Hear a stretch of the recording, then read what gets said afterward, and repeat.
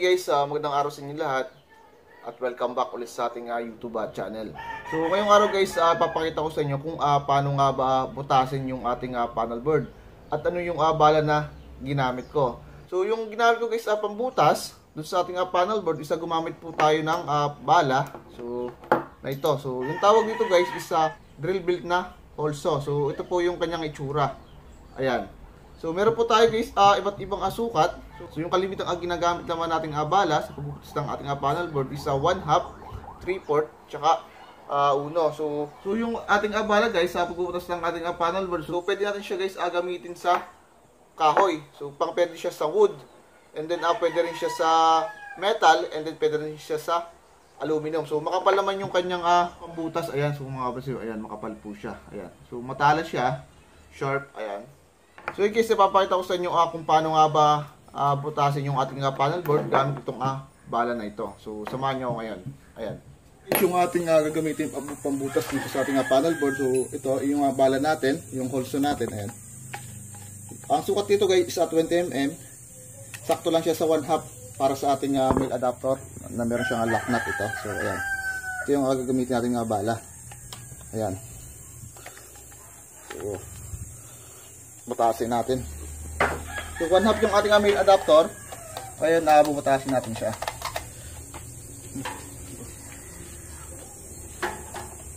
Ayan. So sa pagbutas guys, simple lang. So kapitan nyo lang to. Ayan. So dito nyo lang siya. Tapat. Ayan. Tanda lang natin siya.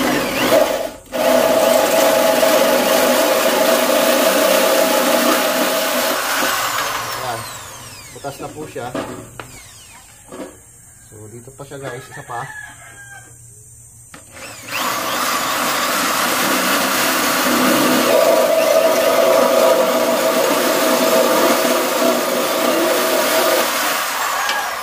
Ayan.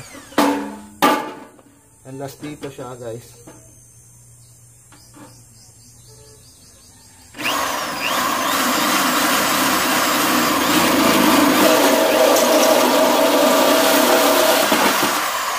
Ayan, so ayan po, basta natin. And then dito, ilang tatlo, dalawa na lang. So dito na siya puputasin, part na lang dito.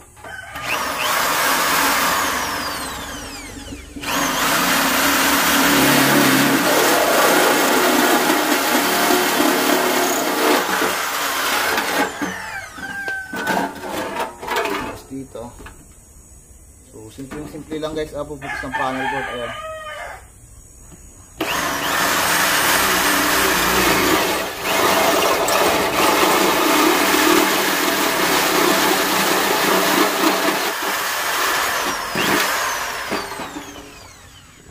So, ayan guys, butas na po siya. Ngayon, isang ginawa ko is dito na siya binutasan. Hindi ko na tinanggal yung cover nito mga ito kasi masyado nga malalaki yung butas. So mga 3/4 or 1 na. Ayan, so ayan po. Ina po natin yung ating lock nut. Ayan. Ayan dito. Gilid. So dito guys yung sa ating main. Ayan. Ina po natin siya dyan. Ayan. Then dito. Ayan.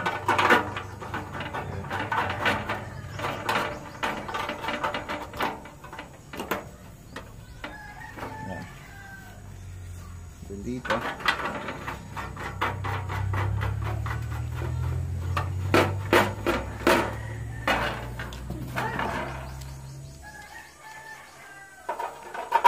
Pwede dito guys. Ayan.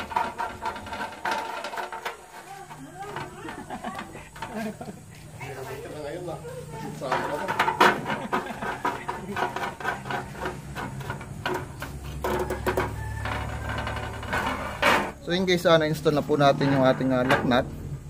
Ayan, so yung ating male adapter na meron siyang lock nut. So dito natin guys, papasok yung ating mga flexible hose tsaka yung ating linya ng mga wire. Ayan. So okay na po yan. So regarding guys sa napanood yung video, so pinakita ko lang sa inyo kung paano nga babutasin yung ating panel board. Ayan. So sa pagbubutas guys ng ating panel board, meron tayong iba't ibang diskarte yung ibang electrician na nakikita ko, so hindi sila gumagamit ng pambutas na ganito. So gumagamit sila guys ng knockout pan, so which is mas maganda yung gamitin, kaya lang meron po siyang kamahalan. So nag-try na ako tumingin, so medyo mahal, so hindi pa kaya ng budget. And then na isa pa ron, so yung iba naman ang ginagawa naman sa pagbubutas ng ating panel is ginagrind yung kanyang cover or yung kanyang gilid para may pasok yung ating PVC. So sa pag-install guys ng ating panel board is wala namang problema kung ano yung diskarte natin, kung putasin man natin yan ng gamit itong gantong abala, yung ating drill bit holsto, or i-grind natin yung ating panel board. So ang importante lang po dun guys is malinis po yung ating gawa, and then pulido po yung ating mga pagka-install ng ating mga wirings sa loob ng ating panel board. So ngayon guys, ang gagawin natin is mag-shoutout na tayo. So shoutout tayo kay Sir Hernan ng Natividad ng Pangasinan. Sir, shoutout po sa maraming salamat sa panonood. Kay Danilo Antonia Leones ng Negros Occidental, so shoutout po sa inyo sir. Kay Denny Valdez, ma'am, shoutout sa inyo. Kay Feliciano Espanya ng Samar, sir, shoutout po sa inyo. Kay Abong Electronics ng Bataan, sir, shoutout po sa inyo. Kay Armando Abuni Talya. Kay Edgar Camacho ng Adjansan, sir, shoutout po sa inyo. And last kay Jose Isomnia Official ng Qatar. Sir, shoutout po sa inyo. Maraming salamat po sa panonood.